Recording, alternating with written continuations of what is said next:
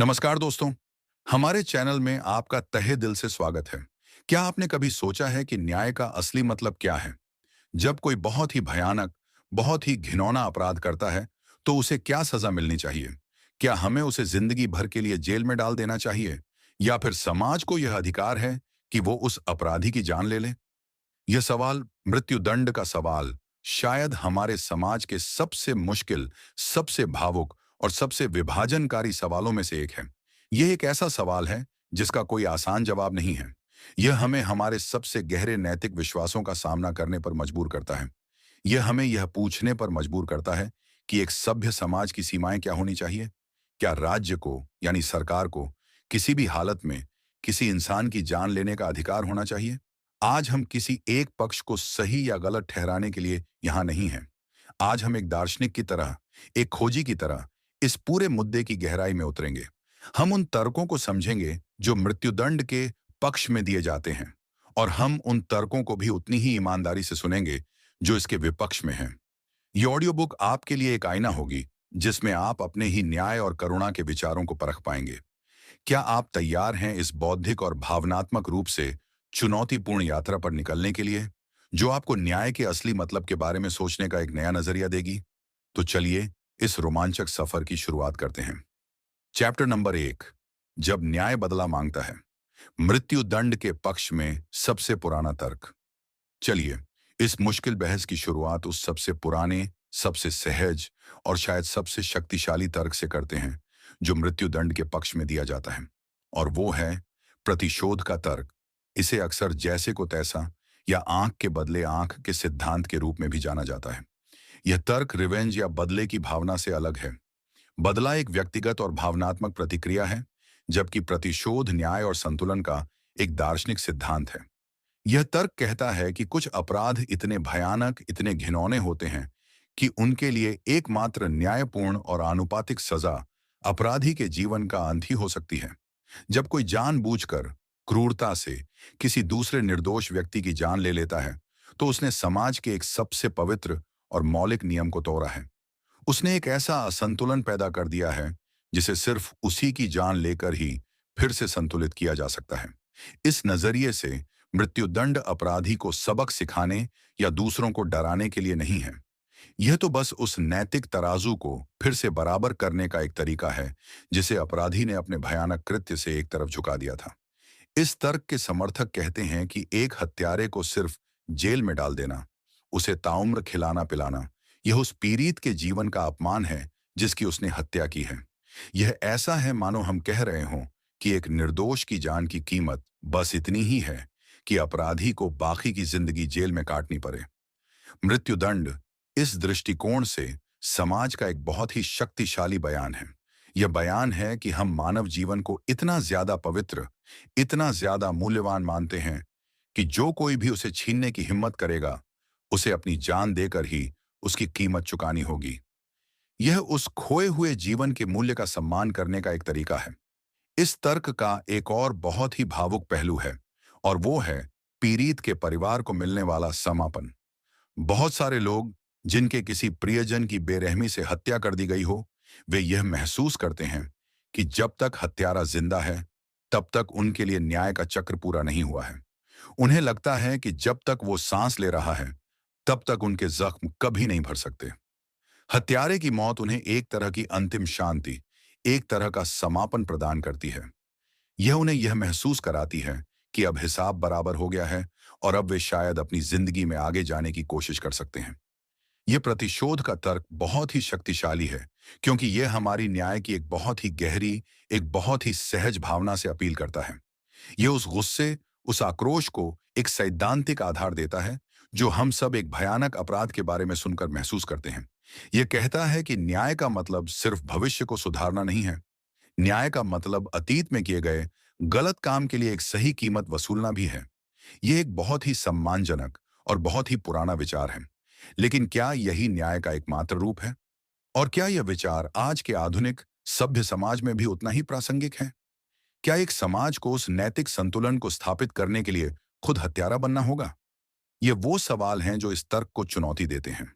लेकिन मृत्युदंड के समर्थक कहते हैं कि यह सिर्फ अतीत के बारे में नहीं है, यह भविष्य को सुरक्षित करने के बारे में भी है। और यहीं से उनका दूसरा प्रमुख तर्क सामने आता है। चैप्टर नंबर 2, क्या मौत का डर अपराध को रोकता है? निवारण का तर्क। अगर प्रतिशोध का तर्क अतीत की ओर देखता है, तो मृत्युदंड के पक्ष में दूसरा मुख्य तर्क भविष्य की ओर देखता है, और वो है निवारण का तर्क। ये एक बहुत ही व्यावहारिक, एक उपयोगितावादी तर्क है। यह कहता है कि मृत्युदंड का सबसे महत्वपूर्ण फायदा यह है कि यह भविष्य में होने वाले अपराधों को, खासकर हत्याओं को, रोकने में मदद करता है। इसका मूल विचार बहुत ही सरल है। लोग मौत से डरते हैं। इस तर्क के अनुसार एक अपराधी कोई भी अपराध करने से पहले उसके फायदे और नुकसान का एक मोटा मोटा हिसाब लगाता है। अगर किसी अपराध की सजा सिर्फ कुछ साल की जेल है, तो वो शायद उस जोखिम को उठाने के लिए तैयार हो जाएगा। अगर सजा ताउम्र कैद है, तो वो कुछ और सोचेगा। लेकिन अगर किसी अपराध की सजा मौत है, जो कि सबसे बड़ी, सबसे अंतिम और सबसे भयानक सजा है, तो वो उस अपराध को करने से सबसे ज्यादा डरेगा। इस नजरिए से मृत्युदंड समाज में एक बहुत ही शक्तिशाली चेतावनी का काम करता है। यह हर उस संभावित हत्यारे को यह संदेश देता है कि अगर तुमने किसी की जान लेने की हिम्मत की, तो तुम्हारी अपनी जान भी ले ली जाएगी। इस तर्क के समर्थक मानते हैं कि हर एक अपराधी को जिसे मृत्युदंड दिया जाता है, वो कई निर्दोष लोगों की जान बचाता है, जिन्हें शायद वो अपराधी या दूसरे अपराधी मार देते अगर यह कठोर सजा मौजूद न होती। वे कहते हैं कि यह सामान्य ज्ञान की बात है। अगर छोटी सजाएं छोटे अपराधों को रोकती हैं, तो सबसे बड़ी सजा ही सबसे अधिक अपराधों को रोकेगी। वे तर्क दे सकते हैं कि उन लोगों का क्या जो जेल के अंदर से ही हत्या की साजिश रचते हैं, या जो ताउम्र कैद की सजा काट रहे होते हैं और उनके पास खोने के लिए कुछ नहीं होता। ऐसे अपराधी जेल के गार्ड या दूसरे कैदियों को मारने से नहीं हिचकिचाएंगे, क्योंकि उन्हें पता है कि उन्हें मौत से अधिक कोई और सजा तो मिल ही नहीं सकती। मृत्युदंड का अस्तित्व ही ऐसे अपराधियों पर एक लगाम लगाकर रखता है। यह निवारण का तर्क बहुत ही आकर्षक लगता है, क्योंकि यह एक बहुत ही अच्छे लक्ष्य की बात करता है, निर्दोष लोगों की जान बचाने का लक्ष्य। अगर हम यह साबित कर सकें कि एक अपराधी को फांसी देने से 10 निर्दोष लोगों की जान बचती है, तो शायद ज्यादातर लोग इसे एक सही सौदा मानेंगे। लेकिन इस तर्क के साथ सबसे प्रमुख समस्या यह है कि यह जितना आकर्षक है, उतना ही यह विवादास्पद भी है, और इसके पक्ष में कोई ठोस, अकाट्य सबूत मिलना लगभग असंभव है। इस पर दशकों से दुनिया भर में सैकड़ों अध्ययन हुए हैं। कुछ अध्ययन यह दावा करते हैं कि उन्हें मृत्युदंड और हत्या की दर में कमी के बीच एक संबंध मिला है। वे दिखाते हैं कि जब किसी राज्य में मृत्युदंड लागू किया जाता है, तो वहां हत्याएं कम हो जाती हैं। लेकिन उतने ही, और शायद उससे भी ज्यादा, अध्ययन यह दिखाते हैं कि इन दोनों के बीच कोई भी सार्थक संबंध नहीं है। वे दिखाते हैं कि जिन देशों या राज्यों ने मृत्युदंड को खत्म कर दिया है, वहां हत्या की दर अधिक नहीं हुई है, और कई मामलों में तो घटी ही है। इस सबूत की कमी का कारण क्या है? आलोचक कहते हैं कि ज्यादातर हत्याएं ठंडे दिमाग से फायदे नुकसान का हिसाब लगाकर नहीं की जाती। वे अक्सर अत्यधिक गुस्से, जलन या नशे की हालत में एक क्षणिक आवेग में की जाती हैं। उस पल में अपराधी सजा के बारे में सोच ही नहीं रहा होता। इसके अलावा कई हत्यारे यह मानकर चलते हैं कि वे पकड़े ही नहीं जाएंगे, तो उनके लिए सजा क्या है, इससे कोई फर्क नहीं होता। और उन आतंकवादियों या कट्टरपंथियों का क्या, जो खुद ही मरने के लिए तैयार होते हैं? उन पर तो मौत की सजा का कोई निवारक प्रभाव हो ही नहीं सकता। तो निवारण का यह तर्क एक बहुत ही अनिश्चित जमीन पर खड़ा है। यह शायद और हो सकता है पर आधारित है। और जब दांव पर किसी इंसान की जिंदगी हो, तो क्या हमें शायद के आधार पर इतना महत्वपूर्ण फैसला लेना चाहिए? यह एक बहुत विशाल नैतिक सवाल है। लेकिन मृत्युदंड के पक्ष में एक और बहुत ही सीधा और बहुत ही क्रूर तर्क भी है, जो शायद पर नहीं, बल्कि निश्चितता पर आधारित है। चैप्टर नंबर 3, एक गारंटी शुदा सुरक्षा। अक्षमता का तर्क। मृत्युदंड के पक्ष में तीसरा मुख्य तर्क निवारण के तर्क की तरह ही भविष्य की सुरक्षा पर केंद्रित है, लेकिन यह किसी संभावना या किसी मनोवैज्ञानिक प्रभाव पर आधारित नहीं है। यह एक बहुत ही सीधी, एक बहुत ही क्रूर और एक पूरी तरह से निश्चित सच्चाई पर आधारित है। इस तर्क को अक्षमता का तर्क कहते हैं, और यह बस इतना कहता है, एक अपराधी जिसे मृत्युदंड दे दिया गया है, वो फिर कभी किसी भी हालत में कोई और अपराध नहीं कर सकता। यह एक बहुत ही निर्विवाद सत्य है। एक मृत व्यक्ति फिर से किसी की हत्या नहीं कर सकता। वो किसी को लूट नहीं सकता। वो किसी बच्चे का अपहरण नहीं कर सकता। मृत्युदंड उस अपराधी के खतरे को समाज से हमेशा हमेशा के लिए 100% निश्चितता के साथ खत्म कर देता है। यह अक्षमता का अंतिम और सबसे पूर्ण रूप है। इस तर्क के समर्थक कहते हैं कि ताउम्र कैद एक अच्छी चीज है, लेकिन यह पूरी तरह से सुरक्षित नहीं है। इसके साथ हमेशा कुछ जोखिम जुड़े रहते हैं। पहला और सबसे स्पष्ट जोखिम है जेल से भागने का। इतिहास में ऐसे कई उदाहरण हैं जहां सबसे खतरनाक अपराधी भी सबसे सुरक्षित मानी जाने वाली जेलों से भागने में कामयाब हो गए और बाहर आकर उन्होंने फिर से भयानक अपराधों को अंजाम दिया। मृत्युदंड इस जोखिम को पूरी तरह से शून्य कर देता है। दूसरा जोखिम है पैरोल या सजा में माफी का। आज जिसे ताउम्र कैद की सजा दी गई है, हो सकता है कि 20 या 30 साल बाद अच्छे व्यवहार के कारण या किसी कानूनी बदलाव के कारण उसे पैरोल पर रिहा कर दिया जाए और बाहर आकर वो फिर से समाज के लिए एक खतरा बन सकता है। मृत्युदंड ये सुनिश्चित करता है कि अपराधी कभी भी वापस समाज में न लौट पाए। और तीसरा और बहुत ही महत्वपूर्ण जोखिम है जेल के अंदर होने वाले अपराधों का। एक ऐसा हत्यारा जिसे ताउम्र कैद की सजा मिली है और जिसके पास अब खोने के लिए कुछ नहीं है, वो जेल के अंदर भी उतना ही खतरनाक हो सकता है। वो दूसरे कैदियों को मार सकता है। वो जेल के गार्ड्स पर हमला कर सकता है। वो जेल के अंदर से ही एक गिरोह चला सकता है और बाहर की दुनिया में अपराध करवा सकता है। एक कैदी को ताउम्र जेल में रखने का मतलब है जेल के दूसरे कैदियों और कर्मचारियों की जान को लगातार खतरे में डालना। मृत्युदंड इस आंतरिक खतरे को भी पूरी तरह से खत्म कर देता है। यह अक्षमता का तर्क बहुत ही शक्तिशाली लगता है, क्योंकि यह भावनाओं पर नहीं बल्कि जोखिम प्रबंधन की एक ठंडी तार्किक गणना पर आधारित है। यह समाज की सुरक्षा को सबसे ऊपर रखता है।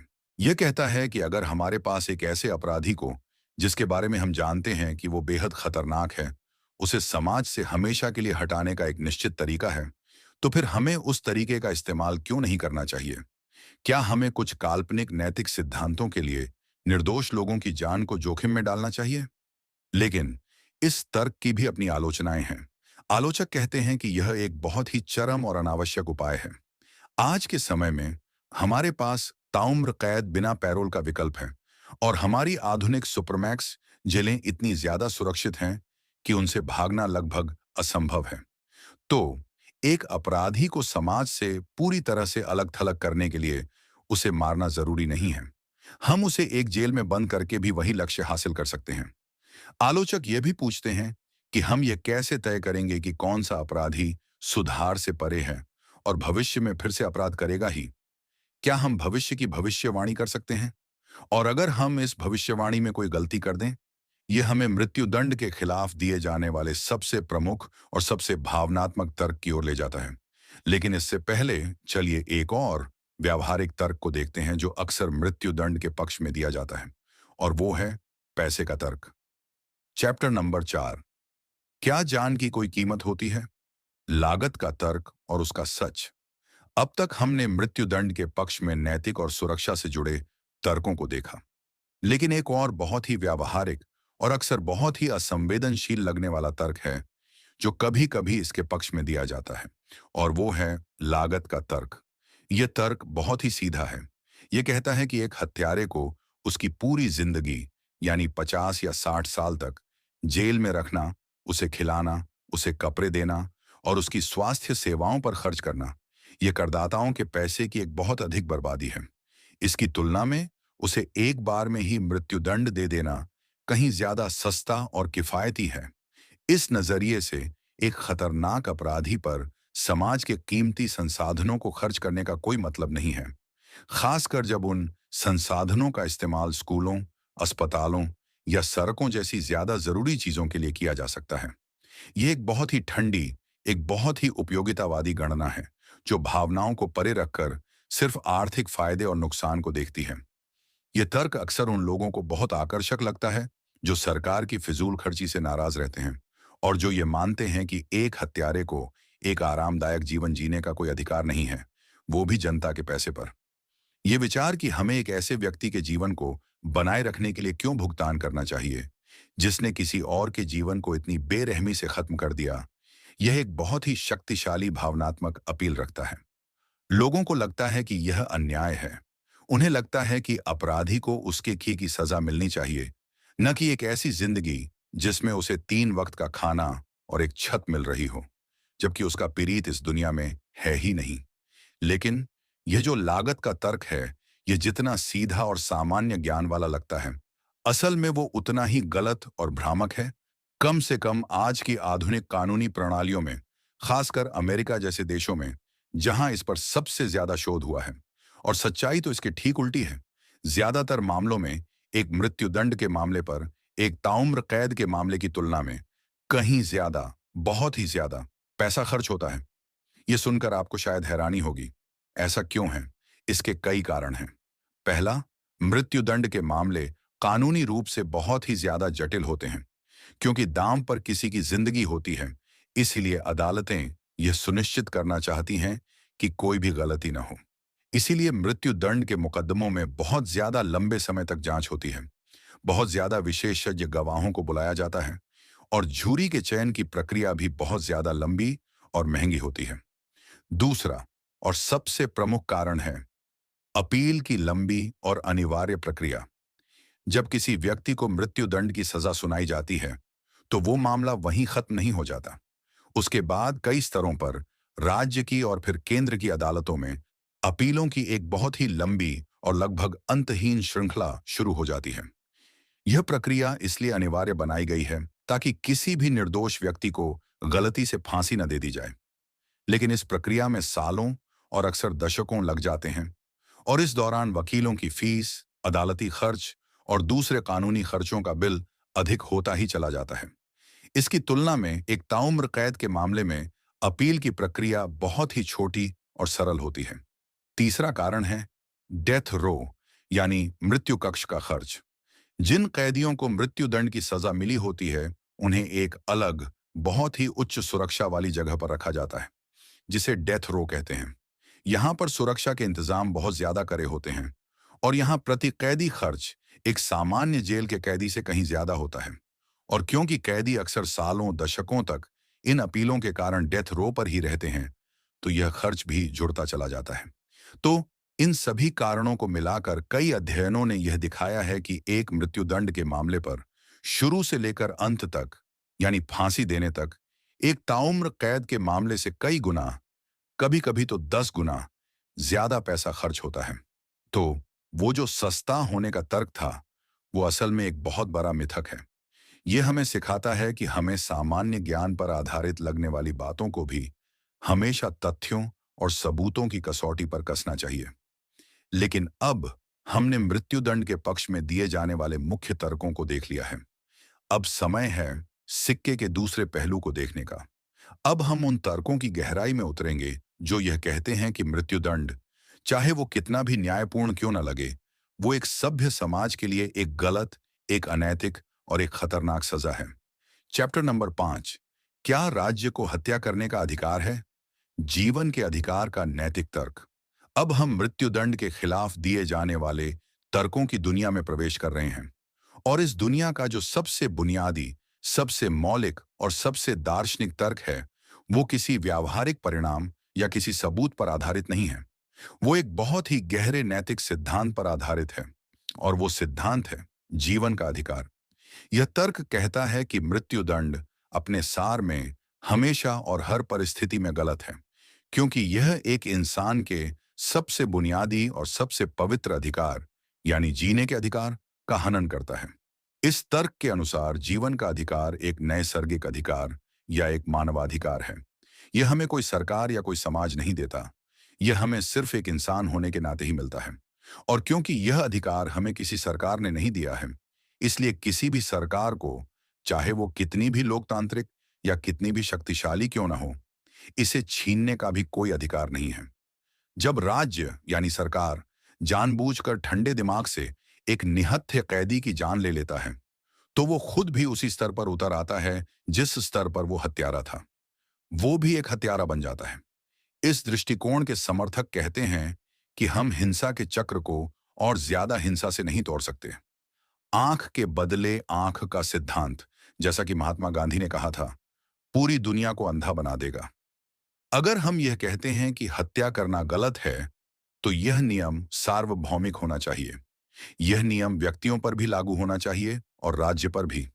राज्य को एक उदाहरण स्थापित करना चाहिए। उसे यह दिखाना चाहिए कि वो मानव जीवन का इतना ज्यादा सम्मान करता है कि वो अपने सबसे बुरे दुश्मनों की भी जान नहीं लेगा। ऐसा करके राज्य समाज में जीवन के प्रति सम्मान की भावना को और भी ज्यादा मजबूत करता है, उसे कमजोर नहीं। यह तर्क मृत्युदंड को एक क्रूर, अमानवीय और अपमानजनक सजा के रूप में भी देखता है, जिसे आज दुनिया के ज्यादातर अंतर्राष्ट्रीय मानवाधिकार कानून प्रतिबंधित करते हैं। वे कहते हैं कि एक इंसान को सालों, दशकों तक डेथ रो पर रखना, उसे हर रोज अपनी मौत का इंतजार करने के लिए मजबूर करना, यह अपने आप में एक बहुत ही भयानक मनोवैज्ञानिक यातना है। और फिर उसे मारने की जो प्रक्रिया है, चाहे वो फांसी हो या जहरीला इंजेक्शन हो या बिजली की कुर्सी हो, वो अक्सर बहुत ही दर्दनाक और बर्बर होती है। एक सभ्य समाज को इस तरह की क्रूरता को अपनी कानूनी प्रणाली का हिस्सा नहीं बनाना चाहिए। ये एक बहुत ही आदर्शवादी तर्क है और यह बहुत सारे लोगों को शायद अव्यावहारिक भी लग सकता है। मृत्युदंड के समर्थक पूछ सकते हैं, उस हत्यारे ने अपने पीड़ित के जीवन के अधिकार का क्या किया था? क्या एक ऐसे व्यक्ति के मानवाधिकारों की बात करना सही है जिसने किसी और के सारे अधिकार छीन लिए? यह एक बहुत ही मुश्किल और भावुक सवाल है, लेकिन इस तर्क के समर्थक जवाब देंगे कि मानवाधिकार शर्तों पर आधारित नहीं होते। वे आपको इसलिए नहीं मिलते क्योंकि आप एक अच्छे इंसान हैं। वे आपको सिर्फ इसलिए मिलते हैं क्योंकि आप एक इंसान हैं। जिस पल हम यह कहना शुरू कर देते हैं कि कुछ खास तरह के लोगों के पास जीवन का अधिकार नहीं है, हम एक बहुत ही खतरनाक और फिसलन भरी ढलान पर उतर जाते हैं। आज वो कुछ खास तरह के लोग हत्यारे हैं, कल वे राजनीतिक विरोधी हो सकते हैं, परसों वे कोई और अल्पसंख्यक समूह हो सकते हैं। इतिहास ऐसे उदाहरणों से भरा हुआ है जहां राज्य ने न्याय के नाम पर अपने ही लोगों की जान ली है। इसलिए जीवन के अधिकार को एक निरपेक्ष, एक कभी न टूटने वाले सिद्धांत के रूप में बनाए रखना हम सबकी आजादी और सुरक्षा के लिए बहुत जरूरी है।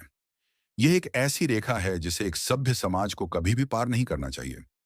लेकिन क्या होगा अगर समाज इस रेखा को पार करते हुए कोई ऐसी गलती कर दे जिसे वो कभी भी सुधार न सके? चैप्टर नंबर 6, जब न्याय अंधा हो जाता है, एक निर्दोष को फांसी देने का जोखिम।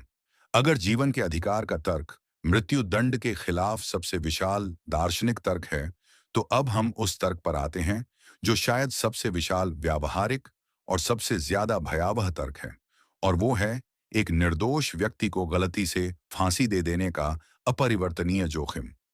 ये एक ऐसा तर्क है जो बहुत सारे ऐसे लोगों को भी मृत्युदंड का विरोधी बना देता है जो सैद्धांतिक रूप से आंख के बदले आंख के न्याय में विश्वास करते हैं। तर्क बहुत ही सीधा है। हमारी पूरी न्याय प्रणाली, चाहे वो कितनी भी अच्छी क्यों ना हो, वो इंसानों द्वारा ही चलाई जाती है और इंसान गलतियां करते हैं। पुलिस से गलती हो सकती है, गवाह झूठ बोल सकते हैं या गलत पहचान कर सकते हैं, वकील अपना काम ठीक से नहीं कर सकते, जज पक्षपाती हो सकते हैं और झूठी भावनाओं में बह सकती है। कोई भी कानूनी प्रणाली 100% अचूक नहीं है। हमेशा एक गलती की संभावना बनी रहती है। अब अगर न्याय प्रणाली की इस गलती के कारण एक निर्दोष व्यक्ति को जेल की सजा हो जाती है, तो यह एक बहुत विशाल त्रासदी है। लेकिन यह एक ऐसी त्रासदी है जिसे सुधारा जा सकता है। सालों बाद अगर कोई नया सबूत सामने आता है, तो उस व्यक्ति को जेल से रिहा किया जा सकता है, उससे माफी मांगी जा सकती है और उसे मुआवजा दिया जा सकता है। हम उसके खोए हुए साल तो नहीं लौटा सकते, लेकिन हम अपनी गलती को सुधारने की कोशिश तो कर सकते हैं। लेकिन मृत्युदंड के मामले में गलती को सुधारने का कोई रास्ता नहीं है। एक बार जब एक व्यक्ति को फांसी दे दी जाती है, तो वो फैसला हमेशा हमेशा के लिए अंतिम हो जाता है। वो अपरिवर्तनीय है। अगर बाद में यह पता चलता है कि वो व्यक्ति निर्दोष था, तो राज्य सिर्फ सॉरी कह सकता है। वो उस इंसान की जिंदगी को वापस नहीं ला सकता। राज्य न्याय देने की कोशिश में खुद एक निर्दोष व्यक्ति का हत्यारा बन जाता है, और यह मृत्युदंड के विरोधियों के अनुसार न्याय का सबसे भयानक और सबसे अक्षम्य उपहास है। मृत्युदंड के समर्थक अक्सर यह तर्क देते हैं कि आज की आधुनिक फोरेंसिक विज्ञान, खासकर डीएनए टेस्टिंग के साथ, एक निर्दोष को सजा मिलने की संभावना लगभग शून्य हो गई है। लेकिन क्या यह सच है? डीएनए का सबूत हर मामले में उपलब्ध नहीं होता, और तब भी ज्यादातर मामले आज भी गवाहों की गवाही या इकबालिया बयानों पर ही निर्भर करते हैं, और ये दोनों ही चीजें बहुत अविश्वसनीय हो सकती हैं। अमेरिका में इनोसेंस प्रोजेक्ट जैसी संस्थाओं ने डीएनए टेस्टिंग का इस्तेमाल करके सैकड़ों ऐसे कैदियों को रिहा करवाया है जिन्हें हत्या और बलात्कार जैसे गंभीर अपराधों के लिए गलत तरीके से सजा दी गई थी, और उनमें से कई तो डेथ रो पर अपनी फांसी का इंतजार कर रहे थे। यह सिर्फ एक सैद्धांतिक संभावना नहीं है, ये एक भयानक हकीकत है। यह साबित हो चुका है कि हमारी न्याय प्रणाली ने निर्दोष लोगों को मौत की सजा सुनाई है, और अगर ऐसा हुआ है तो यह लगभग निश्चित है कि इतिहास में कुछ निर्दोष लोगों को फांसी दे भी दी गई होगी। मृत्युदंड के विरोधियों के लिए यह एक ही तर्क काफी है इस पूरी प्रथा को खत्म करने के लिए। वे पूछते हैं, क्या हम एक ऐसे सिस्टम को बनाए रखने के लिए तैयार हैं जिसमें एक भी निर्दोष व्यक्ति की जान लेने का जोखिम हो, चाहे वो कितना भी छोटा क्यों ना हो? उनका जवाब है नहीं। उनके लिए 10 दंडनीय को जिंदा छोड़ देना एक निर्दोष को मारने से बेहतर है। यह सवाल हमें न्याय की प्रकृति के बारे में एक बहुत ही गहरे दुविधा में डाल देता है। हमें किस पर ज्यादा जोर देना चाहिए, समाज को दंडनीय से बचाने पर, या यह सुनिश्चित करने पर कि एक भी निर्दोष को सजा न मिले? आपका इस सवाल पर क्या जवाब है? यह तय करेगा कि आप मृत्युदंड के बारे में क्या सोचते हैं। क्या आप इस जोखिम को उठाने के लिए तैयार हैं? कमेंट्स में अपनी राय जरूर दें। चैप्टर नंबर 7, क्या अमीर को फांसी होती है? भेदभाव और अन्याय का सवाल। अब हम मृत्युदंड के खिलाफ एक और बहुत ही शक्तिशाली और परेशान करने वाले तर्क पर आते हैं, जो यह कहता है कि मृत्युदंड व्यवहार में निष्पक्ष रूप से लागू नहीं होता। यह सिर्फ सबसे बुरे अपराधों के लिए नहीं, बल्कि अक्सर उन अपराधियों के लिए आरक्षित हो जाता है जो सबसे कमजोर होते हैं। यह भेदभाव और प्रणालीगत अन्याय का तर्क है। यह तर्क कहता है कि आपकी जेब में कितना पैसा है, आपकी त्वचा का रंग क्या है, और आपके पीड़ित की त्वचा का रंग क्या था। यह सब बातें अक्सर इस बात को तय करने में एक बहुत अहम भूमिका निभाती हैं कि आपको मृत्युदंड मिलेगा या नहीं। और यह न्याय के उस सबसे बुनियादी सिद्धांत कि कानून के सामने सब बराबर हैं का एक बहुत बड़ा उल्लंघन है। सबसे पहला और सबसे स्पष्ट भेदभाव है आर्थिक भेदभाव। एक अच्छा वकील और एक खराब वकील एक मृत्युदंड के मामले में जीवन और मृत्यु के बीच का अंतर हो सकता है। एक अमीर व्यक्ति जो देश के सबसे अच्छे, सबसे महंगे वकीलों की एक पूरी टीम को काम पर रख सकता है, उसके बरी होने या कम सजा पाने की संभावना बहुत अधिक हो जाती है। वे वकील मामले की हर बारीकी की जांच कर सकते हैं, वे अपने खुद के जासूस रख सकते हैं, और वे अपील की हर संभव प्रक्रिया का इस्तेमाल कर सकते हैं। दूसरी तरफ एक गरीब व्यक्ति जो अक्सर सरकार द्वारा नियुक्त एक सस्ते, अनुभवहीन वकील पर निर्भर होता है, उसके पास अपने बचाव का कोई वास्तविक मौका ही नहीं होता। उसका वकील शायद मामले की ठीक से जांच करने का समय या संसाधन ही नहीं जुटा पाता। तो अक्सर यह कहा जाता है कि मृत्युदंड उनके लिए नहीं है जिनके पास सबसे बुरा अपराध है, बल्कि उनके लिए है जिनके पास सबसे बुरा वकील है। अगर न्याय पैसे से खरीदा जा सकता है, तो क्या वो सच में न्याय है? दूसरा और इससे भी ज्यादा परेशान करने वाला भेदभाव है नस्लीय भेदभाव। खासकर अमेरिका जैसे देशों में जहां इस पर बहुत शोध हुआ है, आंकड़े एक बहुत ही भयानक तस्वीर पेश करते हैं। अध्ययन बार बार यह दिखाते हैं कि अगर आप एक अश्वेत व्यक्ति हैं, तो आपके लिए मृत्युदंड की सजा पाने की संभावना एक श्वेत व्यक्ति से कहीं ज्यादा है, भले ही अपराध एक जैसा ही क्यों ना हो। और इससे भी ज्यादा चौंकाने वाली बात यह है कि सबसे विशाल निर्णायक कारक अपराधी की नहीं, बल्कि पीड़ित की नस्ल होती है। अगर आपने एक श्वेत व्यक्ति की हत्या की है, तो आपके लिए मृत्युदंड पाने की संभावना एक अश्वेत व्यक्ति की हत्या करने की तुलना में कई गुना अधिक हो जाती है।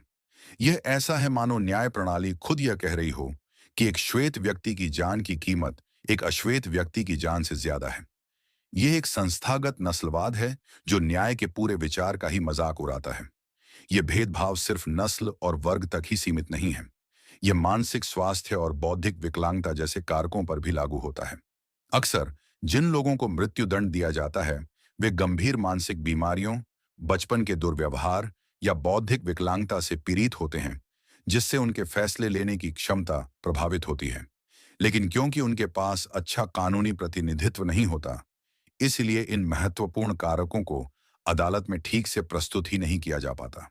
तो यह तर्क हमें यह सोचने पर मजबूर करता है कि क्या हम सच में एक ऐसी सजा को बनाए रख सकते हैं जो व्यवहार में इतनी ज्यादा भेदभावपूर्ण और मनमानी है? क्या हम एक ऐसी न्याय की लॉटरी को स्वीकार कर सकते हैं जहां आपकी जान इस बात पर निर्भर करती है कि आपके पास कितना पैसा है या आपकी त्वचा का रंग क्या है? मृत्युदंड के विरोधी कहते हैं कि जब तक हम यह सुनिश्चित नहीं कर लेते कि हमारा न्याय प्रणाली पूरी तरह से निष्पक्ष और भेदभाव मुक्त है, जो कि शायद कभी संभव नहीं है, तब तक हमारे पास किसी की जान लेने जैसा अंतिम और अपरिवर्तनीय फैसला लेने का कोई नैतिक अधिकार नहीं है। चैप्टर नंबर 8, जब हत्यारे को जीने का मौका मिलता है, पुनर्वास का सवाल। अब तक हमने मृत्युदंड के खिलाफ नैतिक, व्यावहारिक और प्रणालीगत तर्कों को देखा है, लेकिन एक और दार्शनिक तर्क है जो सजा के उद्देश्य पर ही सवाल उठाता है, और वो है पुनर्वास का तर्क। यह तर्क पूछता है, सजा का मकसद क्या है?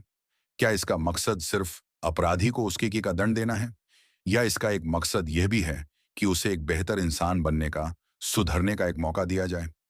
यह तर्क कहता है कि हर इंसान के अंदर, चाहे उसने कितना भी भयानक अपराध क्यों ना किया हो, बदलने की, पश्चाताप करने की और सुधरने की एक संभावना हमेशा मौजूद रहती है। मृत्युदंड ही एकमात्र ऐसी सजा है जो इस संभावना को पूरी तरह से हमेशा हमेशा के लिए खत्म कर देती है।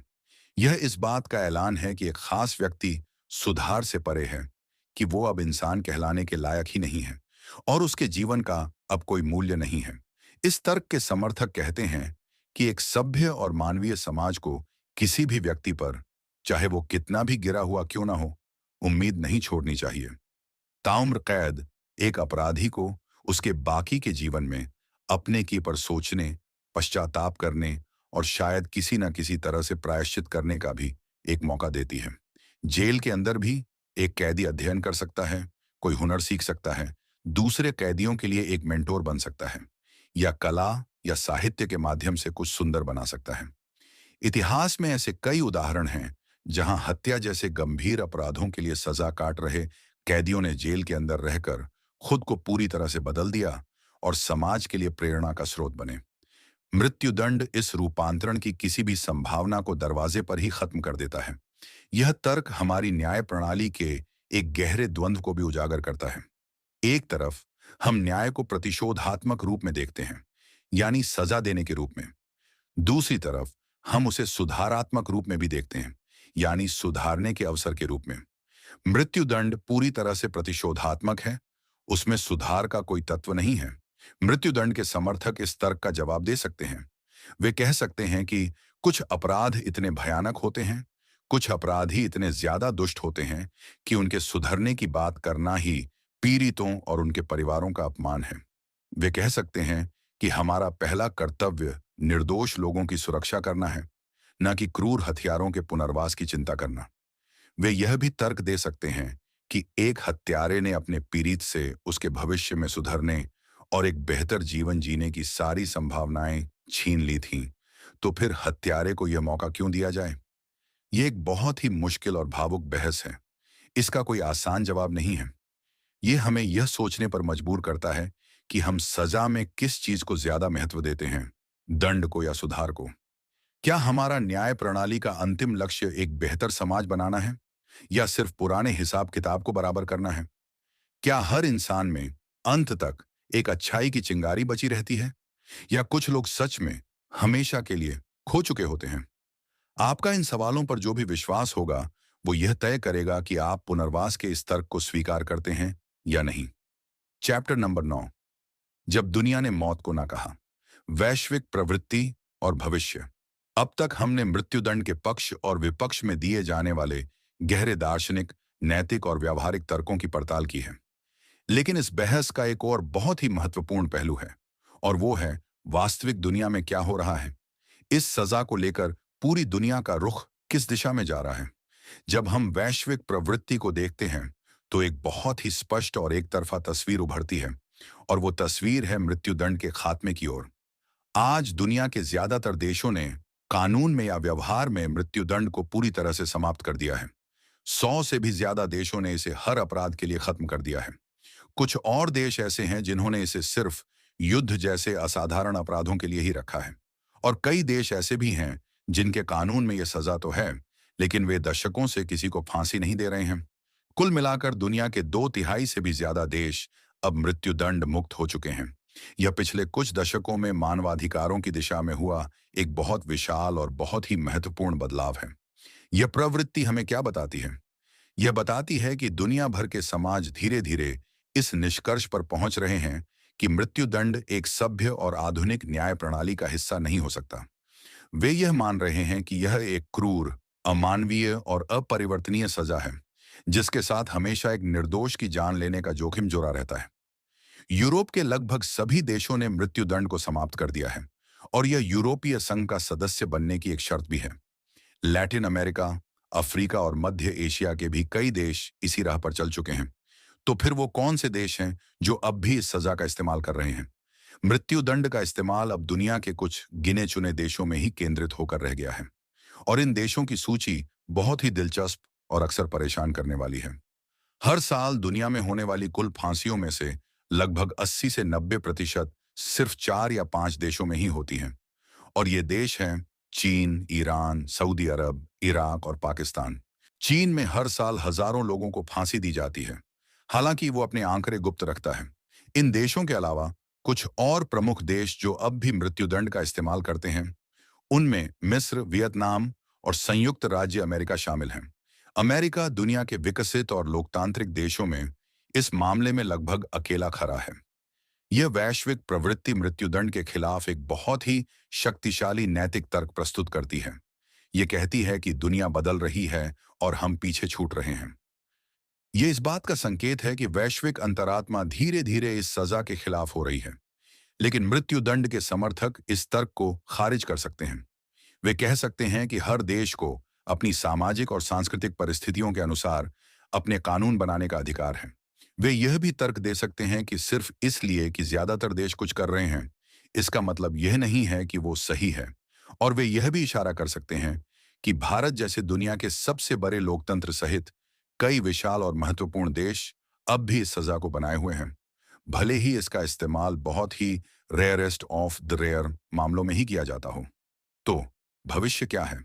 क्या यह वैश्विक प्रवृत्ति जारी रहेगी? क्या एक दिन ऐसा आएगा जब दुनिया का हर देश मृत्युदंड को इतिहास की किताबों में दर्ज कर देगा? या फिर आतंकवाद और नए तरह के अपराधों के उदय के साथ कुछ देश इस सजा को वापस लाने के बारे में भी सोच सकते हैं? यह एक खुला हुआ सवाल है, लेकिन यह स्पष्ट है कि मृत्युदंड पर बहस अब सिर्फ एक राष्ट्रीय मुद्दा नहीं है, यह एक वैश्विक मानवाधिकार का मुद्दा बन चुका है। चैप्टर नंबर 10, तराजू के दो पलड़े, आपकी अपनी अदालत। दोस्तों, हम अपनी इस बहुत ही गंभीर और बहुत ही महत्वपूर्ण यात्रा के अंत पर आ गए हैं। हमने मृत्युदंड के तराजू के दोनों पलड़ों पर रखे हुए तर्कों को बहुत ही ध्यान से और ईमानदारी से तौलने की कोशिश की है। एक तरफ हमने प्रतिशोध की उस शक्तिशाली पुकार को सुना जो कहती है कि कुछ अपराधों के लिए मौत ही एकमात्र न्यायपूर्ण सजा है। हमने निवारण की उस उम्मीद को समझा जो कहती है कि मौत का डर भविष्य के अपराधों को रोक सकता है। और हमने अक्षमता की उस निश्चितता को देखा जो कहती है कि एक मृत हत्यारा फिर कभी किसी को नुकसान नहीं पहुंचा सकता। ये बहुत ही भारी और बहुत ही गंभीर तर्क हैं जो समाज की सुरक्षा और न्याय की हमारी गहरी इच्छा से पैदा होते हैं। और फिर हमने तराजू के दूसरे पलड़े को देखा। हमने जीवन के अधिकार के उस मौलिक नैतिक सिद्धांत को सुना जो कहता है कि किसी भी राज्य को हत्या करने का अधिकार नहीं होना चाहिए। हमने उस भयानक और अपरिवर्तनीय जोखिम का सामना किया कि हमारी अपनी न्याय प्रणाली एक निर्दोष व्यक्ति की जान ले सकती है।